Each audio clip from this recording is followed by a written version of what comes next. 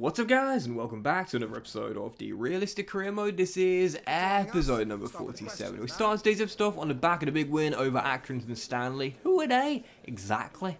That's an awful accent, but even so, it's crazy because some people haven't seen that advert. It's an iconic kind of football-related advert. But anyway, big 6-0 win there to put us through to the next round of Carabao Cup last 16. But of course, at the moment, our main priority remains what has been an unbelievable start in the Premier League. 5 wins from 5.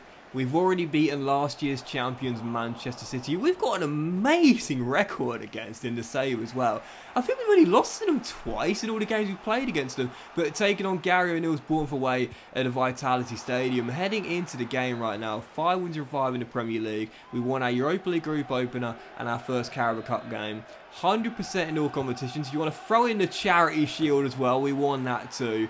Everton are on fire, and as things stand, off to a perfect start. So taking on Bournemouth away at the Vitality here on the south coast, aiming to keep it going well. What a start for this man as well. Last year won the Golden Boot, and there's no doubt about it. He is, I would say, the main reason, not the joint reason why last year we ended our trophy drought, and also once again stayed in a European competition. He won the Golden Boot last year. He's going for it again. Where would we be without Super Rom? 6th goal in as many competitions and heads in the open here away against Bournemouth. This guy is just like the complete package. You know, when I signed him, again, we spent just under 40 mil to bring him back to Everton. But even at 31, I said, you know, players don't decline like they used to in FIFA. Back in the day of FIFA, once a player hit 30, it was like, start looking at retirement homes. Do you know what I mean? I know it sounds ridiculous, but it's true. As soon as a player hit 30, you started to think,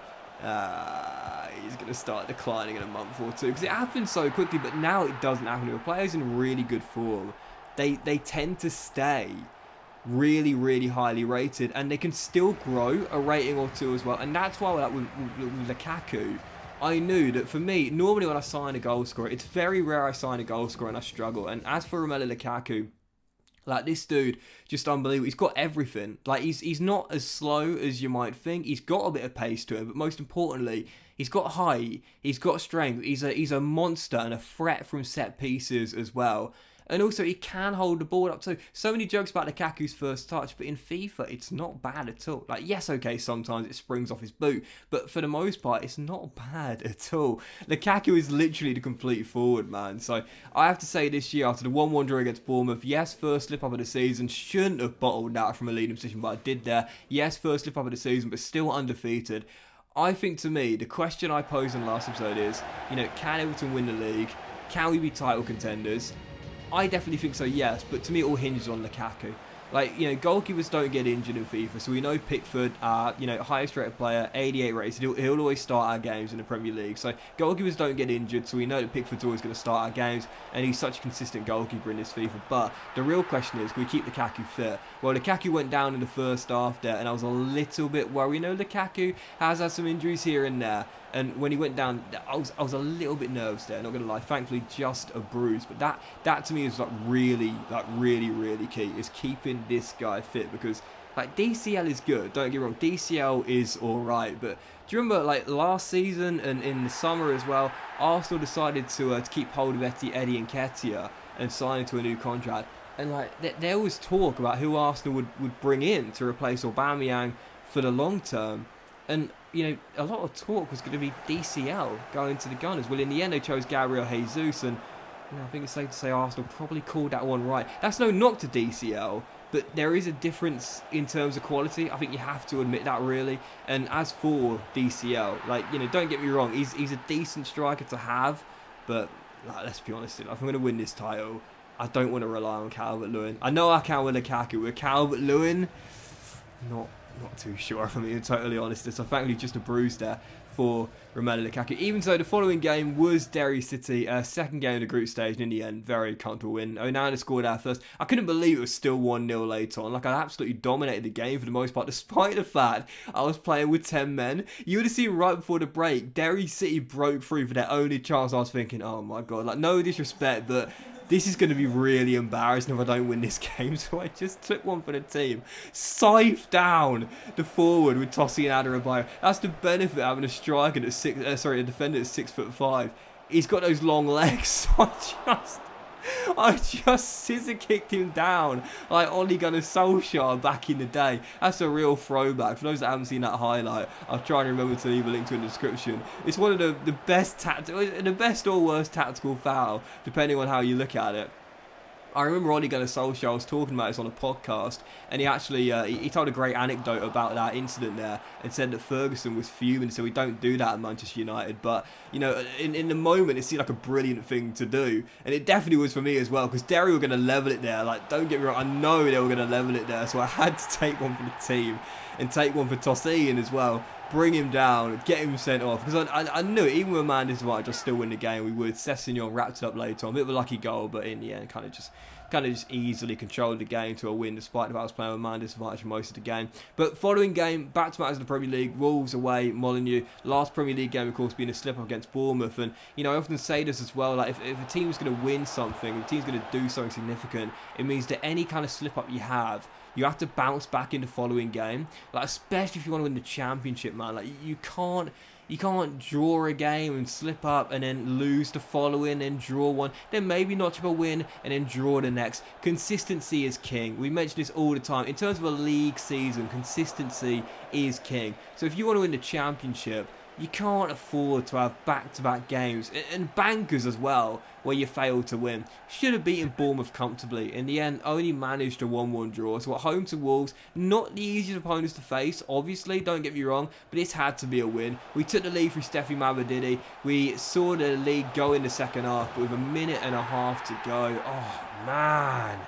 This guy has been so big for me since coming in, man. Honestly, what a bargain he's been since the start of season 2. I think, like, to me, like, even though, yes, Lukaku won the Golden Boot last year, even though I sing Jordan Pickford's praises practically every other game because I just love him so much between the sticks, he's so good.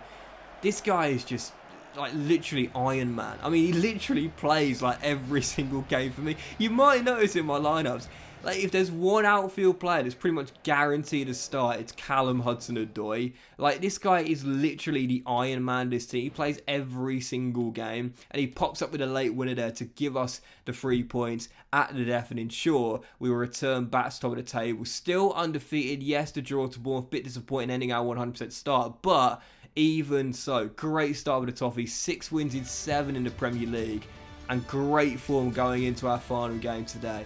Arsenal away, Emirates Stadium, North London. 2 points separating us at the top of the table. Both teams undefeated. Something had to give here in North London, taking on the Gunners, who last season, if you remember, were leading the league all the way to the final day, and then Man City won it. So Mikel Arteta, former Everton player, lest we forget, obviously haunted by that final day loss to see them lose the title at the Etihad Stadium, wanting to put it right this season. Great start to the season, undefeated, but I said to Mikel, yeah, okay, you're undefeated, but so are we. And oh, here's a newsflash for you. We're also top of the table by 2 points. So heading into the game, I thought this is statement of intent. Can Everton win the league? That's the question we asked today. Well, I said there are many reasons, well, several reasons that will need to be hit if we are to win the league. 1, keep Romelu Lukaku fit. 2, be resilient and consistent. And 3, win the big games. What's that saying? In order to be the best, you need to beat the best. And we do have a good record against the Big Six, but if we are going to win the title, we need to beat them consistently. We've beaten Man City already this season, now taking on the Gunners away in their own backyard. Undefeated, clash of the undefeated sides inside the first 25 minutes. We're 2-0 up. Steffi Mavadidi first, Conor Gallagher second, and then 43 minutes in. The ex-Chelsea man bags a brace. Conor Gallagher, who last season, I'll be honest here, I was a little bit disappointed with, but to start this season off, he's been really good. Gets another goal there, his second of the game. It's 3-0 Toffees.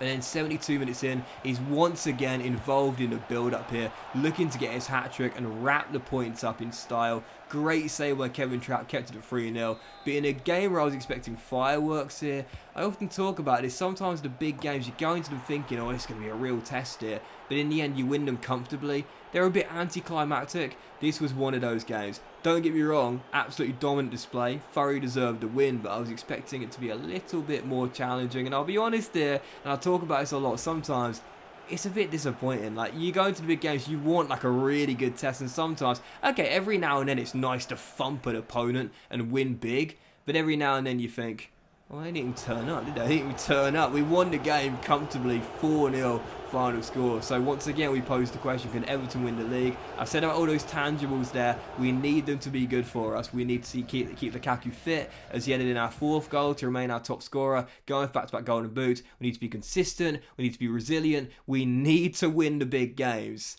And right now, well, we're firing on all fronts, as is our team, because we are top of the table with 7 wins in 8 joint top scorers, and we're 2 clear of our Merseyside rivals, Liverpool, the only 2 undefeated sides in the Premier League. Can Everton win the Premier League? Well, last episode I said title contenders, not title winners. This year, why can't we be title winners? But that will end this episode of the Realistic Career, guys. Big thank you for watching. Hope you have enjoyed it. From your like, much love to you all. Have a fantastic day, and I will see you for the next episode of the Realistic Career Mode very soon.